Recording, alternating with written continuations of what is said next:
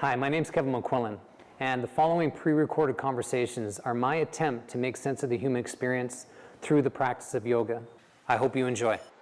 A warm welcome to you this morning. This is day 10 of your yoga teacher training for those that are in the training. Day 10, some longer.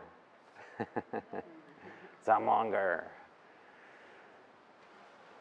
And what a day it will be. Be curious and riveting. You'll be stretched a bit, supported a bit, challenged in various different ways this fine day. The theme of today is create the listening.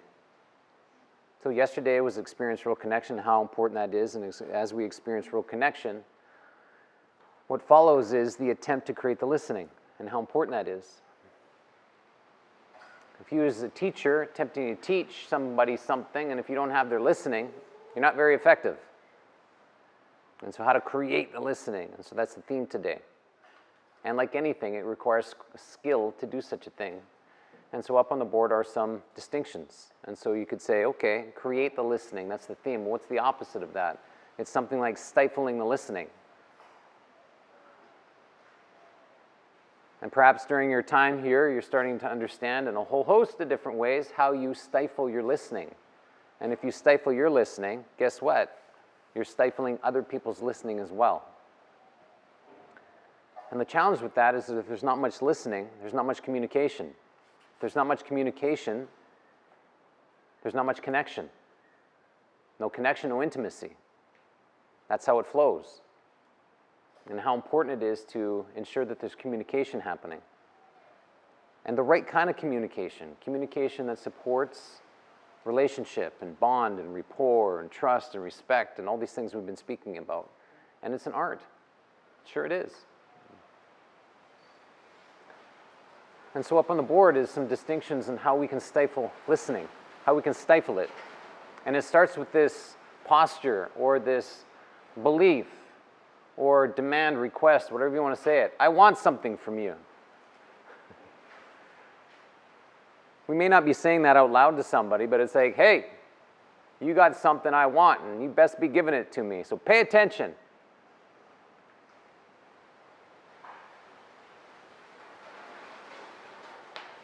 Pay attention and listen to me, because I got something that I want from you. And it's a stiff message.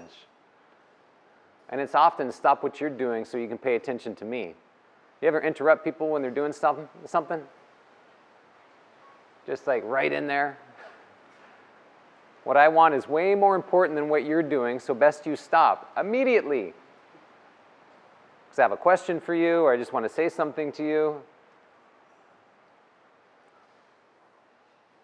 I want you to do something for me. And so it's that interruption that we can create. Then the tendency is to posture like, just agree with me so I can be right and get what I want. And so if you just do that, life would be really easy. Sounds reasonable to me. Just give me what I want. Just agree. Submit in some way. You submit, I win. Life is way better this way for me. And it's this self-centered approach that we can move into, that we can take into relationship. And cross me, you don't give me what I want, and I will punish you.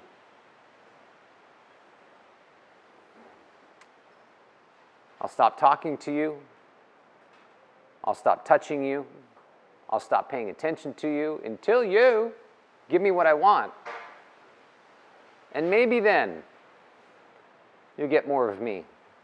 Possibly. Quite the posture to take in a relationship.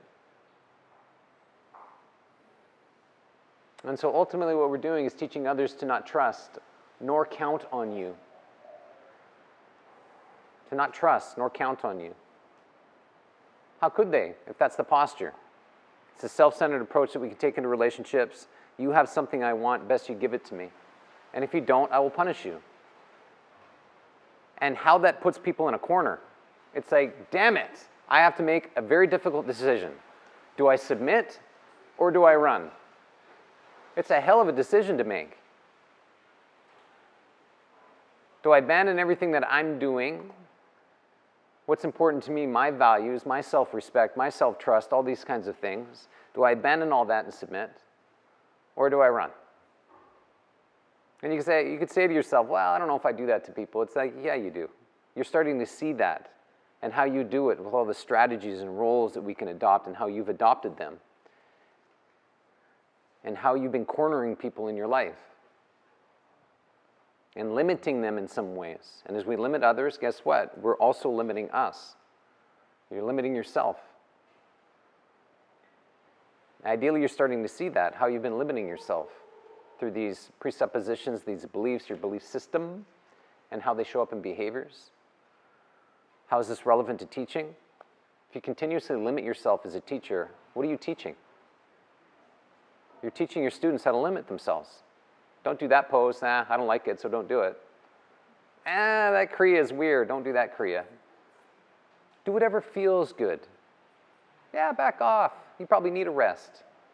All of these things that we can create for our students, where they're left on their own with themselves, which is a bad idea, being enabled. And so part of teaching is having the capacity to challenge yourself and to teach things you know you need to know and how important that is. And what that takes, it's sacrificing, abandoning all the excuses why to stay the same. And these are the things we've been speaking about. And notice how committed you are of staying the same. And that isn't honest. If you're honest with yourself, you'll see that streak in you that does not want to change, that refuses, it's resistant. It's like, no, I refuse. Heels dug in. Heels dug in. Nope.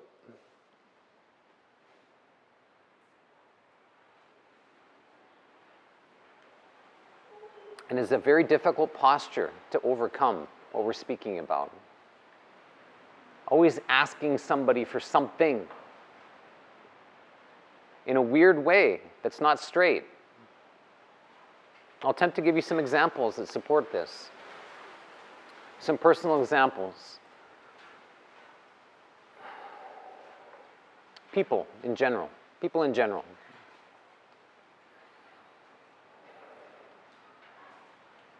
It goes something like, I want you to be respectable. That's a request that I've had of people. Did I ask them that? No, but it's something that I was posturing about. I want you to be respectful. Respectable. And so I can feel respected. If you're respectable, then perhaps I'll be respected. Instead of taking on the posture, teach me. Teach me how to communicate. Teach me how to behave. Teach me self-respect. I want something for you, so give it to me. And as you give it to me, I get to stay the same. I don't get to change. I don't need to change. But if I can posture in a different way, and it's like, yes, teach me something I need to know. If I narrow it down, it could be women. I want you to be safe, so I can feel safe. That's a demand, a request. This skewed point of view, dumping the responsibility on women. You be safe so I can feel safe. Versus, teach me strength through vulnerability. So I can stand in my own 2 feet. So I can have a posture of strength through vulnerability in this world. Teach me that. Man is an example. I want you to be trustworthy. So I can feel that I can trust. Dumping the responsibility on men versus teach me how to compete and cooperate. So I can have trust. I can trust myself through cooperation and competition and be able to get to know myself so I can rely on myself. In that is trust. Another way that I have dumped responsibility on others is my parents. I want you to protect me so I feel protected. Versus teach me how to be autonomous and skilled. Teach me the mistakes that you made so I don't repeat them. Teach me. If we're stifling and listening by consistently dumping our responsibilities on other people, we will learn nothing. And it is a very sneaky way in which we do it. Very sneaky. And sometimes we're unaware of the things in which we're doing, dumping the responsibility on people, our loved ones. I want you to touch me so I can feel loved. Versus teach me how to partner with you. That's a very different posture. How do I partner with you? So you get something, I get something, and we make this better. It's a very different posture. It seems subtle, but it's not subtle. Because the outcome is drastically different. We have this tendency from this victim mentality that somebody owes us something, so best you give it to me as quickly as possible. And if not, how the monster can come out and influence and manipulate and attempt to control people. And you're starting to see what happens when that comes out, when that side of you comes out. People stop listening to you. The defenses are up, they're in self-protection. This is not right, this doesn't feel good. And you already know what that feels like because people have been attempting to do that to you. Dump the responsibility on you. And then if you ask yourself, do I like that? Yes or no? And what you'll notice is no. I don't like that at all. It's not my responsibility to pick up. Pick yourself up. Pleased to support you, but you're pretty damn heavy. I got my own life to carry. I don't want to carry yours as well.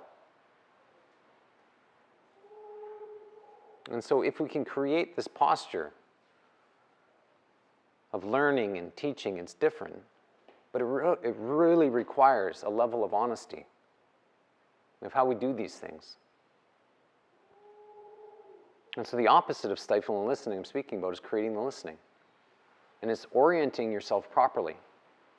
In this world, yes, but also in relationship to self, to others. It's like, okay, what am I doing here? What am I doing in this moment, this relationship? What can I create?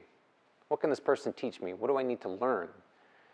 I want to make things better than what they are. And that's a hell of a thing to take on. Yeah, things are good, but they could be better. Things aren't so good, and they definitely could be better. And as we do that, you got to express your truth as clearly as possible, which is also difficult. And you're also seeing that. The things in which you have not been saying. You've been stifling your truth. Not speaking up, being expressionless, avoiding, being terrified of the results that you might create if you start telling the truth. But you're also starting to realize how important it is for you to tell the truth and what's happening to you as you tell your truth. Your expression is starting to come back because you are becoming more alive. Oh, and that is unbelievable. Riveting. You're lightening the load in all the ways in which we are doing that here. These conversations, your practice teaching, the role playing, on your mat, all these different ways, you are lightening the load in ways you can't even imagine. Saying things out loud that you wouldn't necessarily say in a conscious way. The exchange of truth is curative. That's a hell of a statement. The exchange of truth is curative. And truth produces health. That is just such a fascinating concept. Truth produces health. And that is true. Because it's happening here. It is definitely happening here. If you've noticed within yourself or with your peers, once the truth comes out, wow, it is riveting. Because it changes them. And then all of a sudden it's like, okay, I'm going to change my life. I'm going to have the conversation I need to have. I'm going to take some cooking lessons, damn it. I'm going to do this. I'm going to do that. I'm going to start doing something that I haven't been doing for myself that is going to support my health. The more that we are healthy individuals, the more we'll tell the truth. Truth reinforces health. This is how we create the listening for ourselves and other people. And ultimately teach others how to feel safe in your presence. And just really consider that. How much attention do you really have on creating safety for others in your space? And that does not happen through accommodation. It does not happen through pleasing. It does not happen through perfectionism.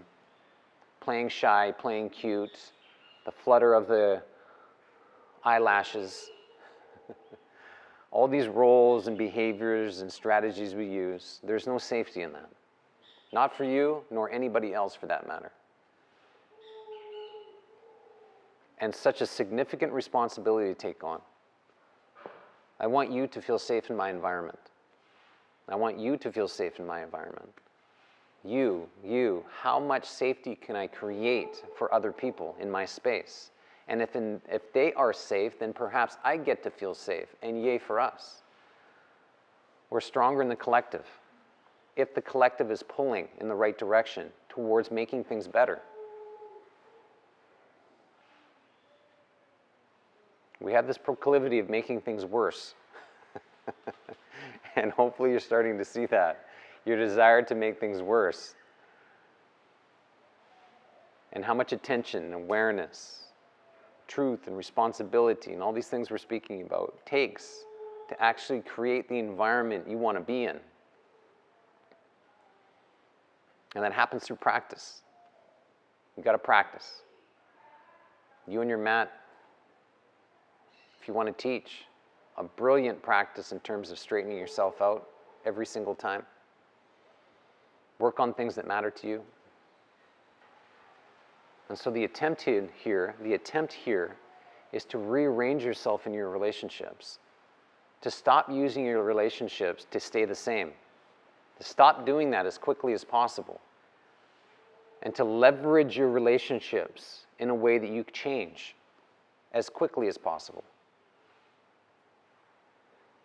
That if you leverage your relationships in a way that people are teaching you something, not only about yourself but them, you'll change, and quickly. And that's a great thing. And so notice how you practice. Yes, being you, how you show up on the mat. What are you looking for, really? Will you allow your chanting to change you, your kriyas to change you, your meditation and these kinds of things? Create the listening. Isn't it fascinating? This morning run we're on, chanting. What are you doing? You're creating the listening. Kriyas. Move what you need to. So you have the kind of listening you need to be with yourself through meditation. Let your meditation teach you something that you need to learn. And then you take that into relationship. Or you get to share with each other and partner together. These are meaningful. If you choose them that way. So today the theme, create the listening. That's what this is about. And so I have a question for you, an attempt to make this real. What's the demand that you put on other people? What's the responsibility you dump on other people? Do you have something to say about that? What's the demand that you put on other people? I want this from you so I can feel this. I want a compliment so I can feel good about myself. Anybody get a sense of that? Yes. I want acceptance so I can feel accepted. Okay. Yeah, I want acceptance from you so I can feel accepted. Great. Fantastic. To notice the manipulation in that, control in some ways. Yep. Anybody else have something around this? Yes? I want you to be honest so I can feel trusted. I can trust you. Okay. I want you to be honest so I can feel trusting, safe, something like that. Okay. Good. Yeah, great examples. And in these exchanges, what you'll notice at times is we're not practicing the very thing we're asking others to give us. That's how it can be. We aren't practicing, we aren't embodying, we aren't giving what we're asking for. It's the hold back. I'll hold myself back until you give me what I want, and then maybe, and only then, maybe, will I give you something from me. It's a hell of a negotiation. And so the idea here is to use the negotiator, and you are constantly negotiating, is to be a skilled negotiator. And if you are that, not only do you get something, but so does the other. And wouldn't it be amazing that you walked away from exchanges better off, more often? That I won, they won, we all won. Kind of great. And so listening supports that. And so let today be that day. You create the listening. Abandon the tricks.